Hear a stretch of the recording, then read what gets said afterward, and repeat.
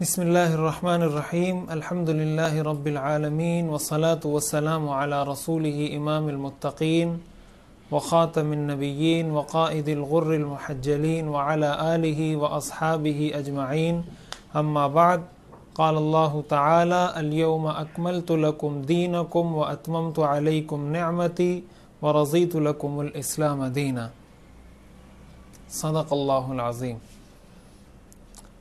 درس قرآن.com کے سلسلہ وار پروگرام عشر ذی الحجہ اور ہماری زندگی کے ساتھ ایک مرتبہ پھر آپ سے گفتگو کی سعادت حاصل ہو رہی ہے۔ یہ گھڑیاں، یہ ساعات، یہ لمحات بہت مبارک ہیں، یہ بہت بابرکت لمحات، بہت بابرکت گھڑیاں ہیں، اور اس کا ایک ایک لمحہ بہت قیمتی ہے۔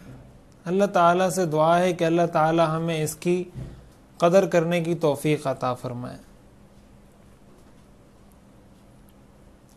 آج کے لیے ہم نے جس موضوع کا انتخاب کیا ہے وہ قرآن کریم کی یہ آیت ہے، اليوم اکملت لکم دینکم واتممت علیکم نعمتی ورضیت لکم الاسلام دینا۔ اور اس کے انتخاب کی وجہ یہ ہے کہ آپ جانتے ہیں کہ یہ آیت بھی حضور علیہ السلام پر 9 ذی الحجہ یعنی ذی الحجہ کی 9 تاریخ کو حضور علیہ السلام پر یہ آیت نازل ہوئی ہے، اور اس کا پورا ایک پس منظر ہے جس کو ہم ایک خلاصے کے طور پر یہاں سمجھنے کی کوشش کریں گے، اور یہ کہ پھر ہمیں ان ساری چیزوں سے کیا سبق ملتا ہے، بحیثیت مسلم قوم ہمیں کیسا ہونا چاہیے، ساری چیز کو انشاءاللہ ہم تفصیل سے زیر بحث لانے کی کوشش کریں گے۔ آپ جانتے ہیں حضور علیہ السلام نے جب 10 ہجری کے اندر سن 10 ہجری میں اپنی زندگی کا آخری حج فرمایا تو اس موقع پر آپ کے ساتھ صحابہ اکرام کا ایک بہت بڑا مجمع تھا۔ چند سال پہلے جب آپ کو مکہ مکرمہ سے نکالا گیا تھا تو چند 100 افراد آپ کے ساتھ تھے، اور اب جب آپ واپس مدینہ منورہ وہاں گئے، پھر مدینہ منورہ سے تشریف لائے، اور اب جب آپ حج کے موقع پر تشریف لائے تو چند ہی سال گزرے تھے کہ اب روایات کے مطابق آپ کے ساتھ موجود صحابہ کا جو مجمع تھا وہ 1.25 لاکھ کے قریب تھا۔ اتنی بڑی تعداد آپ صلی اللہ علیہ وسلم کے جانثاروں کی، آپ کے صحابہ کی آپ کے ساتھ موجود تھی۔ آپ نے مختلف مواقع پر خطبہ ارشاد فرمایا، مختلف واعظ و نصیحت کرتے رہے، لیکن عرفات میں حضور علیہ السلام نے ایک خطبہ ارشاد فرمایا جس کو خطبہ حجۃ الوداع کہا جاتا ہے۔ یہ آپ کا الوداعی خطبہ تھا، اور الوداعی آپ علیہ السلام نے اس خطبے کے شروع میں ہی فرما دیا تھا، لعلی لا القاکم بعد عامی ھذا، کہ شاید اس سال کے بعد میری تم سے دوبارہ اس طرح اس مجمع میں ملاقات نہ ہو سکے۔ آپ اس بات سے اندازہ لگائیے کہ حضور علیہ السلام نے اپنی ساری زندگی محنت کر کے یہ ایک جماعت تیار کی، اور جاتے وقت ایک ایسا شخص جس نے اپنی ساری زندگی اس جماعت پر لگائی ہو، ان لوگوں کو تیار کرنے پر لگائی ہو، تو جاتے وقت ایک انسان کیا نصیحتیں کرنا چاہتا ہے، دل کی کون سی وہ باتیں کرنا چاہتا ہے۔ ظاہر ہے جو باتیں وہ اپنی اس جماعت سے کرے گا، اپنی تیار کردہ اس انجمن سے کرے گا، یقیناً اس کے نزدیک وہ سب سے زیادہ اہمیت کی حامل ہوں گی، جب بھی وہ جاتے جاتے رخصت ہوتے ہوتے اپنے اس جماعت سے وہ باتیں کرتا جائے گا۔ حضور علیہ السلام نے خطبہ حجۃ الوداع کے موقع پر اپنے صحابہ سے اسی طرح کی کچھ ضروری اور اہم باتیں ارشاد فرمائیں۔ چنانچہ آپ نے اس میں سے جو ایک بات ارشاد فرمائی، آپ نے فرمایا، الا ان دماءکم و اموالکم علیکم حرام کحرمت یومکم ھذا فی بلدکم ھذا فی شہرکم ھذا، کہ تم پر ایک دوسرے کا خون اس طرح حرام ہے جس طرح آج کے دن کی حرمت، یعنی عرفہ کا دن تھا جس دن حضور علیہ السلام نے خطبہ ارشاد فرمایا، اور آپ جانتے ہیں کہ عرفہ کے دن کو بہت زیادہ فضیلت حاصل ہے۔ حضور علیہ السلام نے فرمایا کہ جو شخص عرفے کا روزہ رکھتا ہے تو مجھے امید ہے کہ 1 سال کے پچھلے کے گناہ اور 1 سال آئندہ کے گناہ اللہ تعالیٰ اس کے معاف فرما دیں گے. بہت بڑی فضیلت اس کو حاصل ہے. آپ نے فرمایا جس طرح اس دن کی حرمت ہے، پھر آپ نے فرمایا جس طرح اس شہر کی حرمت، اس کا احترام، اس کی عزت ہے، اور پھر آپ نے فرمایا جس طرح یہ مہینہ مقدس اور محترم ہے. اللہ تعالیٰ نے جن 4 مہینوں کو مقدس اور محترم قرار دیا ہے ان میں سے ایک مہینہ ذی الحجہ کا مہینہ ہے. تو آپ نے فرمایا جس طرح یہ شہر مقدس ہے، جس طرح یہ مہینہ مقدس ہے، جس طرح یہ دن مقدس ہے، ایک مسلمان کا خون دوسرے مسلمان کے لیے اسی طرح مقدس ہے. اب ہم ذرا حضور علیہ الصلوۃ والسلام کی 9 ذی الحجہ کو دیے گئے اس خطبے پر ذرا غور کر کے اپنی زندگیوں پر غور کریں کہ کیا ہمارے نزدیک بھی کسی مسلمان کی جان اتنی ہی قیمتی ہے؟ ہمارے ہاں المیہ یہ ہے کہ ہم انسان کے علاوہ دوسری چیزوں کو بہت اہمیت دے دیتے ہیں. ہمارے نزدیک انسان کی اہمیت نہیں ہے.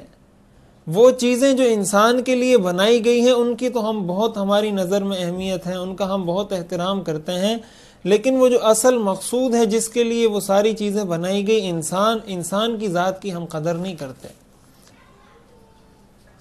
تو یہ وہ پہلا ایک دستور، ایک پہلا ضابطہ، ایک پہلا منشور تھا جو حضور علیہ الصلوۃ والسلام نے اپنی امت کو دیا. اور دوسرے نمبر پر آپ نے فرمایا وَأَمْوَالَكُمْ، کہ تمہارے مال بھی ایک دوسرے پر اسی طرح حرام ہیں. اب ہم ذرا اپنے رویوں پر غور کریں کہ ہم ایک مسلمان بھائی دوسرے مسلمان بھائی کا مال کھاتے ہوئے کتنا ہچکچاتا ہے. ہم یہ دیکھیں کہ ہمارے جو معاملات ہیں، خرید و فروخت کے، لین دین کے، کرائے کے، منڈی کے، مارکیٹ کے، بازار کے، دکاندار کے ساتھ، آیا ہمارے یہ معاملات شریعت کے مطابق ہیں؟ یہ شریعت کے مطابق نہیں. آج کل جب کسی سے کہا جاتا ہے کہ آپ کا یہ معاملہ شریعت کے مطابق نہیں یا شریعت میں اس طرح معاملہ کرنا جائز نہیں، تو وہ آگے سے جواب میں کہتا ہے کہ اس کے ساتھ شریعت کا کیا کنسرن ہے، یہ میرا پرسنل پرائیویٹ میٹر ہے، یہ میرا ذاتی معاملہ ہے، اس کے ساتھ شریعت کا کیا لینا دینا، میں نماز بھی پڑھتا ہوں، زکوٰۃ بھی دیتا ہوں، حج بھی کرتا ہوں. اس انداز سے کہتے ہیں گویا یہ اللہ پر کوئی احسان ہو رہا ہو. تو یاد رکھیے دین صرف ان چیزوں کا نام نہیں ہے، بلکہ آپ کو یہ بھی پتہ ہونا چاہیے کہ میں نے دکاندار سے یہ چیز خریدی، آیا میں نے جس انداز سے جس طریقے سے خریدنے کا یہ طریقہ جائز ہے یا ناجائز ہے. اگر آپ کو یہ نہیں پتہ اور آپ نے ناجائز طریقے سے خریدا، آپ گناہگار ہوں گے. جس طرح آپ نماز میں کوئی غلطی کرتے ہیں، آپ نماز نہیں پڑھتے یا دوسرا کوئی نیک کام نہیں کرتے جو آپ پر لازم ہے، آپ اس کو نہیں کرتے، تو جس طرح آپ پر اس کا گناہ ہوتا ہے اسی طرح آپ پر اس کا بھی گناہ ہوگا. تو ہمیں یہ بات سمجھنی چاہیے، اور یہ بات جب کسی کو بتائی جاتی ہے کہ بھائی اس طرح آپ معاملہ کریں گے تو یہ ٹھیک نہیں ہے، اور اس طرح اگر آپ یہ معاملہ کر لیں گے تو یہ ٹھیک ہو جائے گا، تو وہ آگے سے کہتے ہیں کہ آپ کان کو یہاں سے پکڑ لیں یا ہاتھ کو پیچھے سے گھما کر پکڑ لیں. بات تو ایک ہی ہے. یہ بات بالکل غلط ہے. قرآن کریم کی جب اللہ تعالیٰ نے جب سود کی حرمت نازل فرمائی کہ سود حرام ہے، تو کافروں نے یہی شکوہ کیا تھا اور یہی ان کا اعتراض تھا کہ سود اور خرید و فروخت میں آخر فرق کیا ہے. خرید و فروخت میں بھی انسان نفع کماتا ہے اور سود کے اندر بھی نفع کماتا ہے، تو یہ کون سی لاجک، کون سی منطق، کون سی سمجھ میں آنے والی بات ہوئی کہ تم کہتے ہو کہ خرید و فروخت تو جائز ہے اور ربا اور سود ناجائز اور حرام ہے. تو اللہ تعالیٰ نے جو اس کا جواب دیا قرآن کریم میں وہ یہ دیا احل اللہ البیع وحرم الربا، کہ تم کون ہوتے ہو یہ فیصلہ کرنے والے کہ یہ دونوں چیزیں ایک جیسی ہیں یا الگ الگ ہیں. اللہ تعالیٰ نے سود کو حرام کر دیا ہے اور خرید و فروخت کے معاملات کو حلال کر دیا ہے. بس اللہ نے جس کو حرام کر دیا وہ حرام، اور اللہ تعالیٰ نے جس کو حلال کر دیا وہ حلال ہے. اس لیے ہمیں یہ اس خطبہ حجۃ الوداع کا یہ درس ہے کہ ہم یہ دیکھیں ہمارے معاملات کیسے ہیں، ہماری خرید و فروخت کیسی ہے. آج ہم جیسے قربانی کے جانور خریدنے جا رہے ہیں تو ہم یہ دیکھیں کہ ہمارا جو معاملہ ہوا ہے، ہمیں کم از کم اس طرف توجہ ہونی چاہیے کہ ہمارا یہ معاملہ شریعت کے مطابق ہے یا نہیں، آیا یہ جائز ہے یا نہیں. تو اس طرف اگر ہماری توجہ ہوگی تو اس سے ہمیں یہ بات پتہ چلے گی کہ ہم ایک مکمل دین کے پیروکار ہیں، ہم اسلام کو فالو کرتے ہیں، اسلام ایک مکمل دین ہے. زبان سے تو ہم یہ بات کرتے ہیں. چنانچہ خطبہ حجۃ الوداع سے فارغ ہونے کے بعد حضور علیہ الصلوۃ والسلام پر یہ آیت نازل ہوئی الیوم اکملت لکم دینکم واتممت علیکم نعمتی ورضیت لکم الاسلام دینا. آج میں نے اپنا دین مکمل کر دیا، اپنی نعمت تمام کر دی اور اسلام کو بطور مذہب، بطور دین تمہارے لیے منتخب کر لیا۔ علماء نے لکھا ہے کہ یہ اس امت پر بہت بڑا احسان ہے اللہ کا کہ اللہ تعالیٰ نے باقاعدہ اعلان کر کے یہ بتا دیا کہ میں نے تمہارے لیے تمہارے اس دین کو مکمل کر دیا۔ اب اس میں کوئی زیادتی نہیں ہو سکتی، تمام کر دیا، اس میں کوئی کمی نہیں ہو سکتی، اور اسلام کو بطور مذہب کے تمہارے لیے اختیار کر لیا، بطور دین کے۔ اب یہ اسی دن عرفہ کے دن، اسی 9 ذی الحجہ، یہ جو عشرہ چل رہا ہے، اسی کی 9 تاریخ کو یہ آیت نازل ہوئی، اور روایات میں آتا ہے کہ جب یہ آیت نازل ہوئی تو حضرت عمر رضی اللہ تعالیٰ عنہ رونے لگ گئے۔ کسی نے پوچھا کہ آپ کے رونے کی وجہ کیا ہے؟ تو آپ نے فرمایا کہ جب بھی کوئی چیز کمال کو پہنچتی ہے تو اس کے بعد زوال اور نقصان آنا شروع ہوتا ہے۔ یعنی ان کو اندازہ ہو گیا تھا کہ اب حضور علیہ الصلاۃ والسلام کی رحلت کا وقت قریب آ چکا ہے، اس لیے کہ اللہ تعالیٰ نے جب یہ اعلان فرما دیا کہ دین مکمل ہو گیا تو اس کا مطلب یہ ہے کہ اب حضور علیہ الصلاۃ والسلام ہم سے پردہ کر جانے والے ہیں۔ اس لیے صحابہ کی حالت بہت غیر تھی، وہ بہت پریشان تھے کہ اب حضور علیہ الصلاۃ والسلام اس دنیا سے ہم سے پردہ کر جائیں گے۔ تو یہ آیت اسی دن عرفہ کے دن 9 ذی الحجہ کے دن 9 ذی الحجہ کی تاریخ کو یہ آیت نازل ہوئی ہے۔ اب ہم ذرا دیکھیں، یہ قرآن کریم کی آیت ہے کہ کیا ہم نے اس دین کو مکمل مان لیا ہے؟ حضور علیہ الصلاۃ والسلام نے اس خطبے میں جو ارشادات فرمائے وہ تو اتنے تفصیل طلب کہ اس کا ایک ایک جملہ اپنے اندر سمندر نہیں، 7 سمندر سے بھی زیادہ مضامین، مفاہیم اور معانی اپنے اندر سموئے ہوئے ہیں۔ اس کو کسی ایک مجلس میں بیان کرنا تو ناممکن ہے، اس کے ایک جملے کی تشریح بھی نہیں کی جا سکتی ایک مجلس میں۔ بہت ساری چیزیں آپ نے ذکر کی جو اس وقت عالمی انسانی حقوق کی تنظیمیں جس کو لیتی ہیں، جس کو عالمی انسانی حقوق کی تنظیمیں فالو کرتی ہیں، جس کو کافروں نے اختیار کیا ہے، غیروں نے اس کو اپنایا ہے، لیکن افسوس کی بات یہ ہے کہ مسلمانوں نے اس کو ترک کر دیا ہے۔ اسی خطبے میں آپ نے عورتوں کے بارے میں نصیحت فرمائی، آپ نے فرمایا فاتقوا اللہ فی النساء، عورتوں کے معاملے میں اللہ سے ڈرو۔ اور ایک اور اہم بات جو حضور علیہ الصلاۃ والسلام نے ارشاد فرمائی، وہ آپ نے یہ فرمایا الا وان کل شیء من امر الجاہلیت موضوع، الا وان کل شیء من امر الجاہلیت موضوع، کہ جاہلیت کی تمام رسمیں، جاہلیت کے تمام کام، جاہلیت کی تمام روایات ختم کر دی گئیں۔ جو جاہلیت میں جو نعرے لگائے جاتے تھے وہ ختم کر دیے گئے۔ آپ نے فرمایا لا فضل لعربی علی عجمی ولا لعجمی علی عربی ولا لاسود علی ابیض ولا لابیض علی اسود، کسی کو کسی پر کوئی فضیلت نہیں۔ اور جو جاہلی جو روایات تھی، اسلام سے متصادم جتنی روایات تھی، سب کا خاتمہ کر دیا گیا۔ آج کے بعد ایک مسلمان پر لازم ہوگا کہ وہ اسلام کو فالو کرے، وہ اسلام کے احکام کو دیکھے۔ آج ذرا ہم اپنی زندگی پر غور کریں، ہم اپنے بہت سارے معاملات میں کہیں ہم غیرت کا شکار ہو جاتے ہیں۔ جب کسی کو یہ کہا جاتا ہے کہ آپ یہ معاملہ یوں نہ کریں، یوں کریں، شریعت کا یہ حکم ہے، شریعت کا یہ حکم نہیں، تو وہ آگے سے کہتا ہے یہ میری غیرت کے خلاف ہے، اس کو میری غیرت نہیں مانتی، یہ ہمارے قبیلے کی روایت نہیں ہے، ہماری زبان والوں کا طرز عمل نہیں ہے۔ حضور علیہ الصلاۃ والسلام نے تو اپنے اس خطبے میں یہ ارشاد فرما دیا کل شیء من امر الجاہلیت موضوع، کہ اب ساری چیزیں ختم ہو گئی۔ آپ نے فرمایا، اور آپ نے ابتدا اپنے سے فرمائی کہ ربیعہ بن حارث بن عبد المطلب کا خون آپ نے فرمایا اس کو میں معاف کرتا ہوں، حضرت عباس بن عبد المطلب نے جو سود لینا تھا آپ نے فرمایا میں اس کو معاف کرتا ہوں، جاہلیت کی تمام چیزوں کو میں منسوخ کرتا ہوں۔ لیکن ہمارے اندر وہ چیزیں ابھی تک موجود ہیں۔ حضور علیہ الصلاۃ والسلام کا 9 ذی الحجہ کو دیا گیا یہ خطبہ ہمیں اس بات کا درس دے رہا ہے کہ ہم اپنی زندگی پر غور کریں، ایک ایک پہلو، ایک ایک شعبہ ہماری زندگی کا ہماری اس طرح کی ہٹ دھرمیوں سے بھرپور ہے۔ یعنی ہم ہر بات کے اندر اپنی کوئی منمانی، اپنی کوئی نفسانی خواہش، اپنی کوئی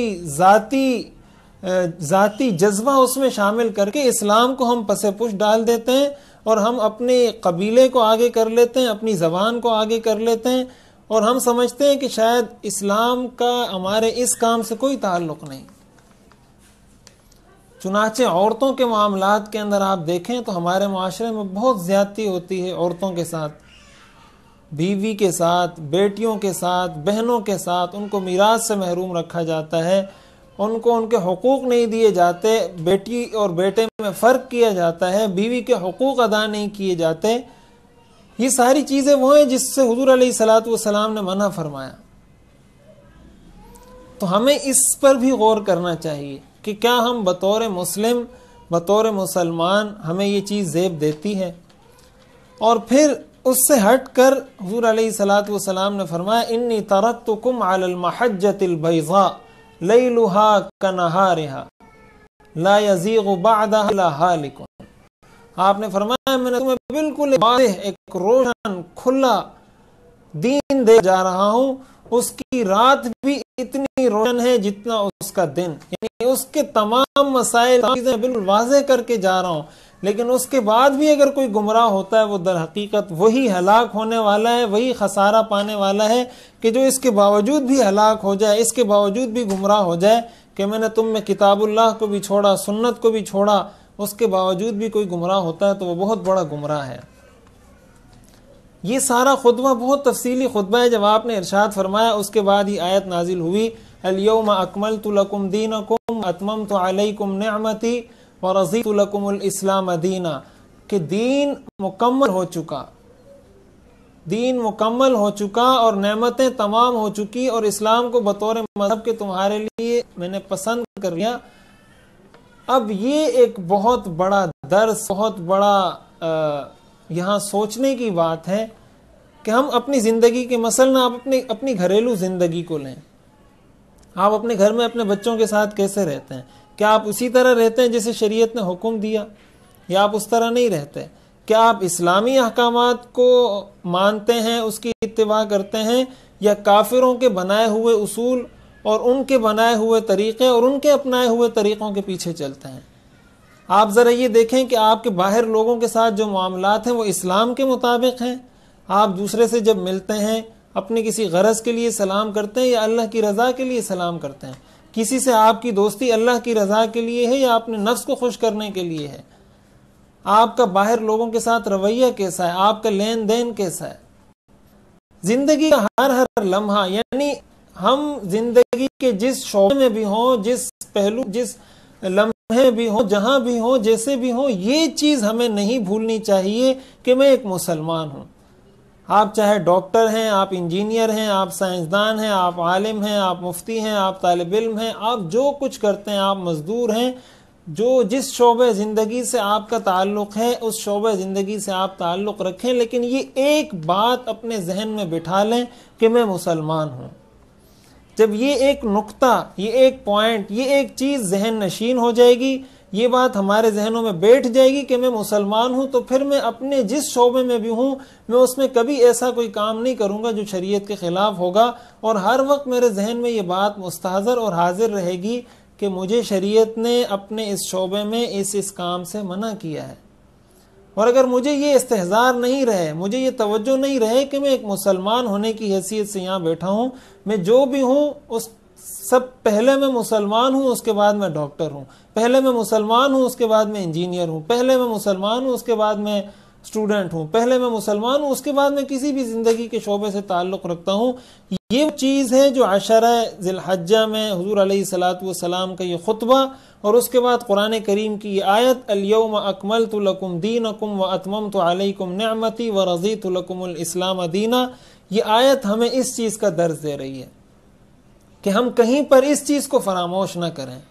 اس چیز کو اگر ایک مسلمان فراموش کر دیتا ہے تو اس کی زندگی کا کوئی فائدہ نہیں، اس کی زندگی پھر بیکار ہے. تو یہ ہے وہ درس جس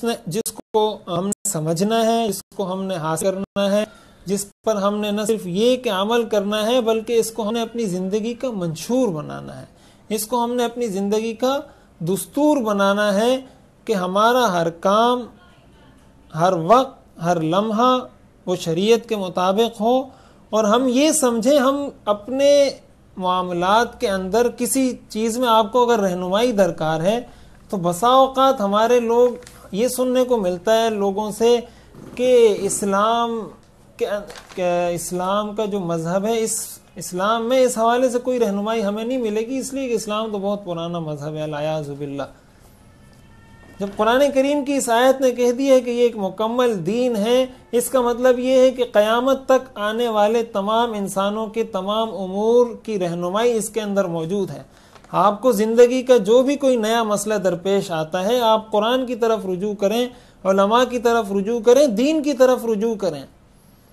آپ غیروں کی طرف، کافروں کی طرف، مغرب کی نقالی نہ کریں کہ آپ ان کی طرف دیکھیں کہ جیسے وہ کر رہے ہیں بس ہم اس طرح کریں گے، اس لیے کہ یہ تو ایک جدید چیز ہے، یہ تو ایک جدید ٹیکنالوجی ہے، قرآن کریم میں تو اس کے حوالے سے کوئی تذکرہ نہیں ہوگا، اس لیے جیسے وہ یہ کام کر رہے ہیں ہم بھی اسی طرح یہ کام کرتے رہیں گے۔ ہمارا اگر ہم اس طرح عمل کرتے ہیں، یا ہماری یہ سوچ ہے، یا ہمارا یہ نظریہ ہے، تو اس کا مطلب یہ ہے کہ ہم قرآن کریم کی اس آیت پر پورا یقین اور پورا ایمان نہیں رکھتے، اس لیے کہ اللہ تعالیٰ کا فرمانا تو یہ ہے کہ دین مکمل ہے، اور ہم اپنے معاملات میں رہنمائی کے لیے دین کو نہیں دیکھتے بلکہ غیروں کو دیکھتے ہیں، کافروں کو دیکھتے ہیں، جن کا راستہ اپنانے سے اللہ تعالیٰ نے منع فرمایا۔ اللہ تعالیٰ نے فرمایا وَلَا تُطِعْ مَنْ أَغْفَلْنَا قَلْبَهُ عَنْ ذِكْرِنَا، اللہ تعالیٰ نے فرمایا وَلَا تَتَّبِعْ أَهْوَاءَ الَّذِينَ، کہ کافروں کی احواء الذین لا یعلمون، کہ ان کی پیروی نہ کرو، ان کے پیچھے نہ چلو۔ تو اس لیے ہم اپنے سارے معاملات کو یہ دیکھیں آپ کہ شریعت میں ہمیں کیا رہنمائی ملتی ہے، اسلام نے ہمیں اس کے اندر کیا رہنمائی دی ہے۔ یہ درس ہے اس آیت کا، یہ درس ہے 9 ذی الحجہ کے حضور علیہ الصلاۃ والسلام کے اس خطبے کا۔ اللہ تعالیٰ سے دعا ہے کہ اللہ تعالیٰ ہمیں ان باتوں پر عمل کرنے کی توفیق عطا فرمائے، اور قرآن کریم کی اس آیت کو ہر وقت حرز جان بنانے کی توفیق عطا فرمائے کہ یہ ہمارے سامنے رہے، اور ہمیں یہ یقین ہو کہ مسلمان ایک خود مختار قوم ہے۔ مسلمان، مسلم امہ، وہ کسی دوسرے کی طرف نہیں دیکھتی بلکہ دوسری اقوام مسلمانوں کی طرف دیکھتی ہیں، دوسرے مذاہب اسلام کی طرف دیکھتے ہیں۔ اسلام کسی کی طرف نہیں دیکھتا، مسلمان کسی کی طرف نہیں دیکھتا۔ اللہ تعالی ہمیں یہ سوچ، یہ نظریہ، یہ فکر عطا فرمائے۔ وآخر دعوانا ان الحمد للہ رب العالمین۔